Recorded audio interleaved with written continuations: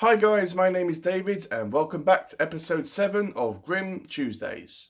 In this episode I am going to be reviewing the story called Little Red Cap. And yes, this is pretty much like Little Red Riding Hood. Well, not pretty much, it is Little Red Riding Hood. So the story opens up with introducing us to a little girl, obviously. And she doesn't have a name, and one day her grandmother gives her this velvet red cap, and it's pretty much the same as a red cloak with a hood, and it's described in the book that she always wore this all the time, and because of this she became known as Little Red Cap. That's what people called her.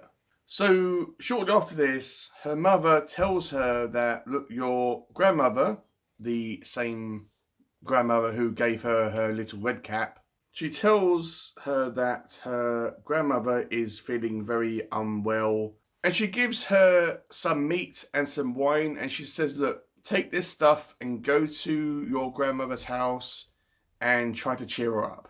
And we find out that this grandmother lives in a cottage in the middle of the woods. It's described in the tale that it's about a half an hour's walk from the main village. So as Redcap is walking along the main road to grandmother's house, she obviously comes across the wolf character. Now the wolf talks to her, and the wolf is described as being very cunning and very devious, and he interacts with Redcap and he tells her, look, what are you doing out in the middle of nowhere?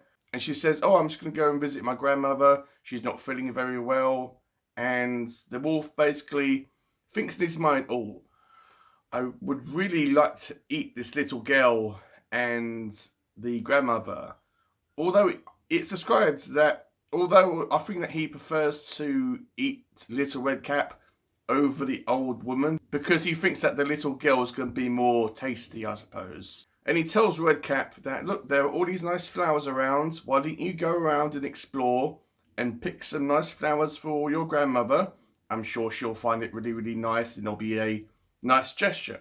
So Redcap agrees to this, and while she's out picking flowers for her grandmother, the wolf goes to grandmother's house, knocks on the door, and pretends to be this little girl. And the old woman says, I'm too old to get up out of bed and open the door, so open the door and come in. So when the wolf does this, he immediately swallows and eats this elderly woman. And you know how this goes. He puts on the old woman's night clothes and lies in the bed underneath the covers and tries to pretend to be Redcap's grandmother. And obviously when Redcap eventually gets to grandmother's house and comes in, you know the conversation that comes after this. Oh, grandmother, what big teeth you have, what big eyes you have, what big hands you have, all that type of stuff. And this quickly results in the wolf swallowing and eating Redcap herself.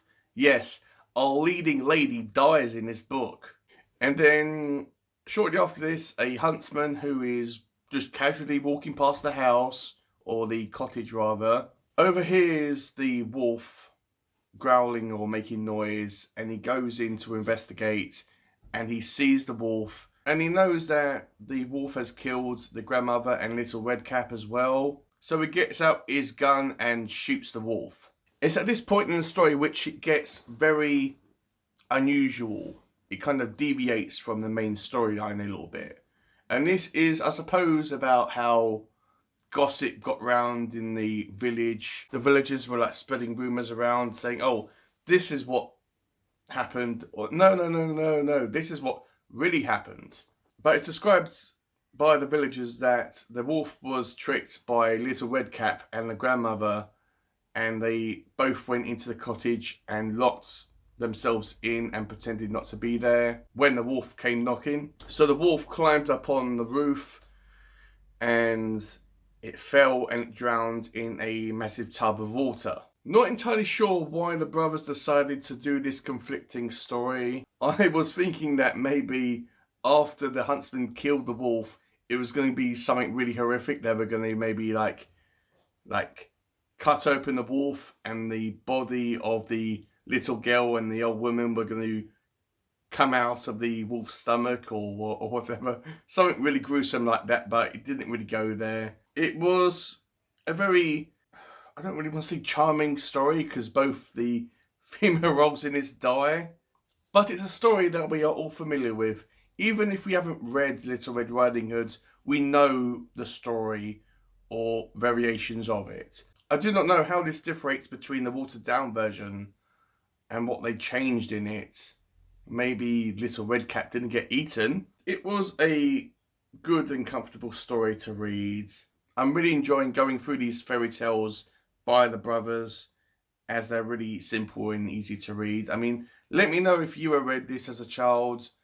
I'm pretty sure everyone has read this as a child, whether it was Little Red Riding Hood or the original Red Cap story. So the next story that I'm going to be reviewing is called The Cat and the Mouse in Partnership.